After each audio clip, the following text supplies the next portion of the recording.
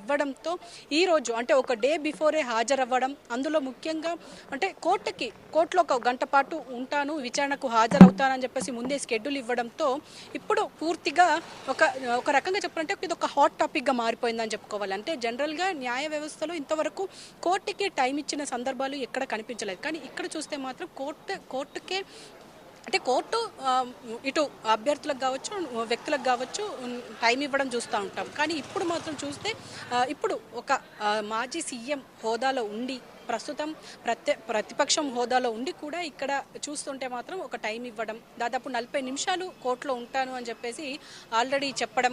ఇప్పుడు ఈ 40 నిమిషాల పాటు ఇప్పుడు వాదోపవాదాలు నడుస్తూ ఉంటాయి. ఒక పక్క పిటిషనర్ తరపున వాదనలు వింటారు జడ్జి, అలాగే ఇటు పక్క చూస్తే జగన్మోహన్ రెడ్డి తరపున న్యాయవాదులు కూడా ఈ వాదనలు వినిపిస్తారు. అంటే లండన్కి సంబంధించి ఎప్పుడైతే అంటే లండన్ పర్యటన వెళ్ళి వచ్చిన తర్వాత కూడా హాజరవ్వాలి అని చెప్పేసి అప్పుడు కూడా అన్నారు. అంటే యూరోప్ పర్యటనకు వెళ్ళారు అప్పుడు అన్నారు.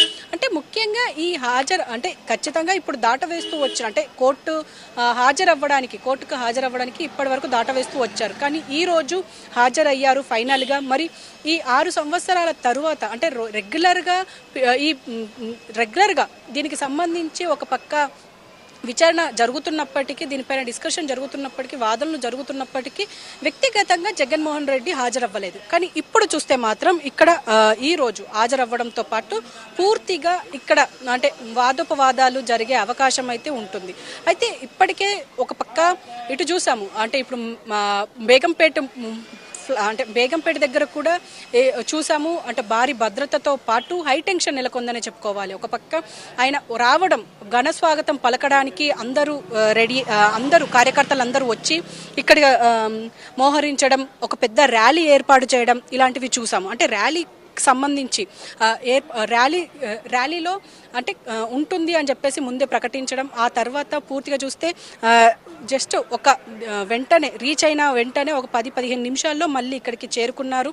ఇక్కడ ఖచ్చితంగా అంటే 11:30కి ఇక్కడ జగన్మోహన్ రెడ్డి రీచ్ అవుతారు అని చెప్పేసి అన్నారు. కానీ చూస్తే మాత్రం దాదాపు 11:50కి ఇక్కడికి వచ్చారు.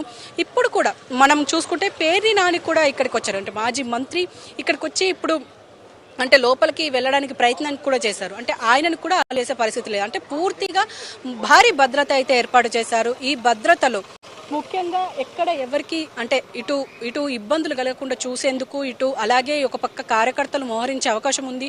ఈ చుట్టుపక్కల ఆవరణలో కూడా ఇప్పుడు కార్యకర్తలు ఉన్నారు. అయితే వీళ్ళందరికీ సంబంధించి ఎక్కడికక్కడ కట్టడి చేస్తూనే ఉన్నారు. ఇప్పుడు ప్రస్తుతం చూసుకున్నా కూడా ఇక్కడ భారీగా భద్రత అయితే ఏర్పాటు చేశారు, బారికాడ్లు ఏర్పాటు చేశారు.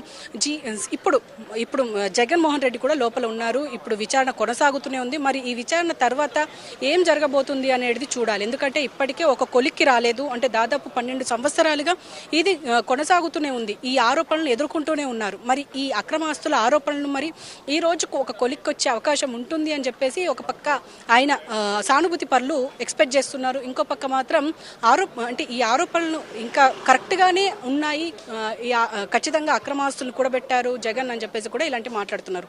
కానీ ఏదేమైనప్పటికీ ఈ రోజు విచారణ కొనసాగుతుంది కాబట్టి మరి ఇంకాసేపట్లో దీనికి సంబంధించిన పూర్తి డీటెయిల్స్ వచ్చే అవకాశం ఉంటుంది. శశిరేఖ, ప్రెసెంట్